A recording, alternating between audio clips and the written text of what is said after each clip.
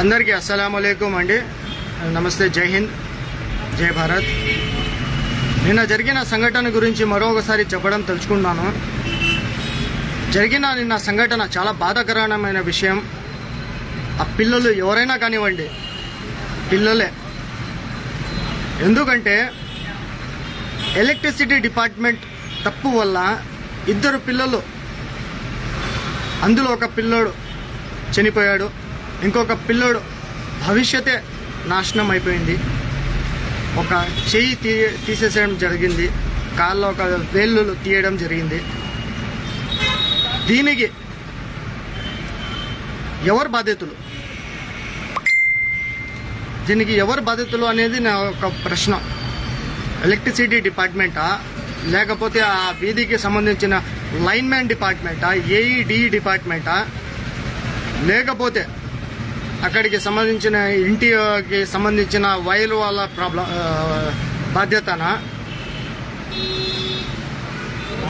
ఈ electricity department ఎలా తయారైందంటే అవినీతికి అడ్డగా మారిపోయింది.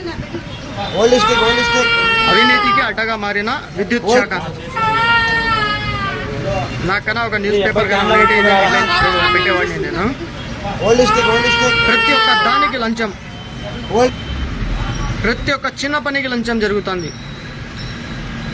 ఎలక్ట్రిసిటీ బిల్లు ప్రతి నెల, ప్రతి ఒక్క 3 నెలలకి పెంచుకుంటూ పోతున్నారు, అడిగేవాళ్ళు లేడని. మరోపక్క ఒక్క రోజు లేట్ అయితే 100 రూపాయలు ఫైన్ వేస్తున్నారు. ఒక వారం లేట్ అయితే వచ్చి కనెక్షన్ కట్ చేస్తారు. దానికి రీకనెక్షన్కి 300 మళ్ళీ ఆ లైన్ మ్యాన్కి సెపరేట్ ఇచ్చుకోవాలా? ఈ పిల్లలకి ఎవరండి బాధ్యతలు? ఎలక్ట్రిసిటీ సంబంధించిన వాళ్ళ పైన ఖచ్చితంగా క్రిమినల్ కేసెస్ అనేది పెట్టాలా, మర్డర్ కేసు పెట్టాలా. నేను ఇదే డిమాండ్ చేస్తున్నాను పోలీస్ శాఖ వారికి, మరియు మన కడప నగర ఎమ్మెల్యే మాధవిరెడ్డి గారికి. మాధవిరెడ్డి గారు నిన్న బాగా స్పందించారు. వెంటనే స్పాట్ మీద వచ్చి చెక్ చేసి ఆ అధికారులను పిలిపించి మాట్లాడడం జరిగింది. తర్వాత ఖచ్చితంగా వీళ్ళ పైన ఏఈ కానివ్వండి, డిఈ కానివ్వండి, లైన్ మ్యాన్ కానివ్వండి, ఎవరైనా కానివ్వండి, దానికి సంబంధించిన వాళ్ళు ప్రతి ఒక్కరికి వాళ్ళు తొలగించాల వాళ్ళ యొక్క విధులని, వాళ్ళ మీద కేసులు పెట్టాల. అదేవిధంగా వాళ్ళ ఒక చనిపోయిన పిల్లోడు కుటుంబాలు మరియు గాయపడిన పిల్లల కుటుంబాలకి 15 లక్షలు మరియు 10 లక్షలు నష్టపరిహారాన్ని ఇచ్చి 2 ఫ్యామిలీస్కి 2 గవర్నమెంట్ ఉద్యోగులు ఇవ్వాలని నేను డిమాండ్ చేస్తున్నాను ప్రభుత్వానికి. ఎందుకంటే మామూలు విషయం కాదండి. ఆ ఇద్దరు పిల్లలు ఉన్నారు. మరోపక్క స్కూల్కి నుంచి వచ్చే దాదాపుగా 5-10 మంది పిల్లలు జాయింట్ వస్తారు. వాళ్ళకు కన్నా తగిలి అంటే ఎవరు బాధ్యత? అక్కడ నాకు తెలిసిన విషయం ఏంటంటే, ఆ వీధికి సంబంధించిన వాళ్ళకి అడిగితే దాదాపుగా మేము 4 రోజులైంది కంప్లైంట్ చేసి ఈ విధంగా వైర్ ఊగులాడుతుంది అని, కానీ పట్టించుకోలేదు వాళ్ళు అని చెప్తున్నారు. ఇది ఎంతవరకు నిజం అనేది ఎలక్ట్రిసిటీ డిపార్ట్మెంట్ మరియు ఆ వీధి వాళ్ళకే తెలియాలా? ఆ చనిపోయిన ఒక పిల్లడు, ఒక తండ్రి కళ్ళలో ఆ బాధ నేను చూడలేకపోయాను. డైరెక్ట్ మార్చురీ నుంచి వాళ్ళ ఇంటి వరకు ఆ వ్యాన్లోనే వచ్చాను బాడీని తీసుకుని. ఆ ఒక తండ్రిని నేను చూడలేకపోతున్నాను.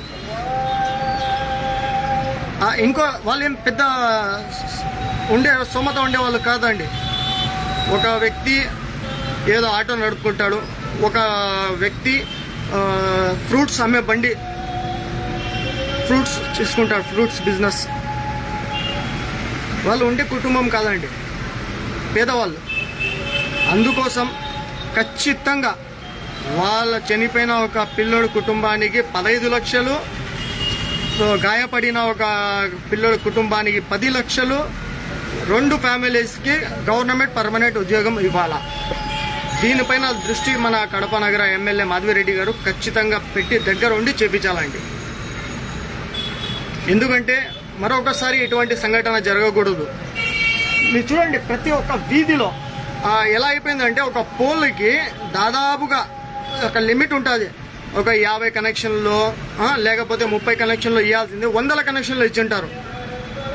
ఈ మధ్య ఆ షాహీపేట మరియు మోచంపేట ఆ బెల్ట్ కన్నా మేము చూసుకునేటైతే ప్రతిరోజు పవర్ కట్, ప్రతిరోజు షార్ట్ సర్క్యూట్స్, ఇంట్లో టీవీలు ఫ్రిడ్జ్లు కాలిపోవడం జరుగుతుంది. ఇది నా వైపు నుంచి వచ్చే మాట కాదండి, ప్రజలు ఒకటి చెప్తున్నారు అక్కడ ఉండేవాళ్ళు. అందుకోసం ఈ వీడియోని షేర్ చేయండి.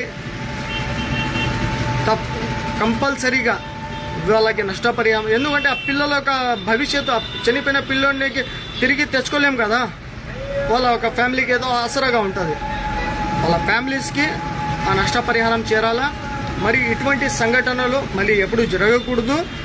మూడో విషయం, ఆ విధుల నుంచి తప్పించాలా, వీళ్ళకి సస్పెండ్ చేయాలా, డిస్మిస్ చేయాలా. ఎందుకంటే ఎలక్ట్రిసిటీ డిపార్ట్మెంట్ వాళ్ళు లంచం ఎటువంటి పని చేయరు. వాళ్ళు చెప్పుకోవాలంటే చాలా ఉన్నాయి నా దగ్గర ప్రూఫ్లతో, కానీ సమయం కాదు ఇది చెప్పేదానికి. ఇంతవరకు చాలు ఎలక్ట్రిసిటీ డిపార్ట్మెంట్ వాళ్ళ వరకు. అందుకోసం దయచేసి దీనికి సంబంధించిన అధికారులు వెంటనే స్పందించి చర్యలు తీసుకుంటే చాలా బాగుంటుంది. జై హింద్, జై భారత్.